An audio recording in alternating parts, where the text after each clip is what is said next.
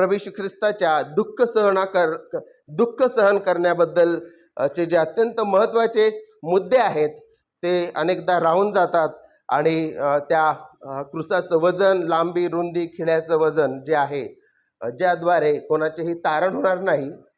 जर क्रूसाचं वजन आपल्याला माहीत नसेल तर काही हरकत नाही, पण त्याची सुवार्ता, प्रभू येशू ख्रिस्ताची सुवार्ता आपल्याला माहीत असणं अत्यंत गरजेची आहे. आणि म्हणून त्या जरी गोष्टी शिक्षणा स्वरूपामध्ये चांगल्या असतील तरी आपल्या तारणाकरिता त्या तितक्या महत्त्वाच्या नाही. आणि अनेकदा आपण केवळ त्या तो जो तपशील आहे क्रूसाचं वजन आणि खिळ्यांचं वजन, त्यांची लांबी, रुंदी या भोवतीच आपण प्रभू येशू ख्रिस्ताचं दुःख सहन करणे आपण बघतो.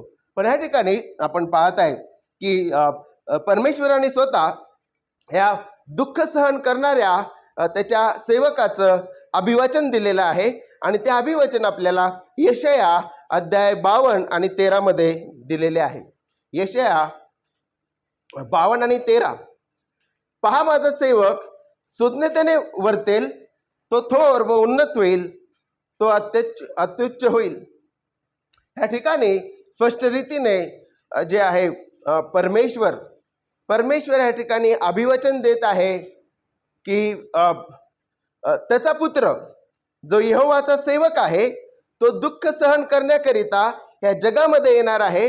यहोवा परमेश्वर पिता जो आहे तो आपल्या पुत्राला एक सेवक म्हणून ह्या जगामध्ये पाठविणार आहे, जो पाप्यांकरिता दुःख सहन करणार आहे आणि परमेश्वराच्या नियमशास्त्राचा सन्मान करणार आहे.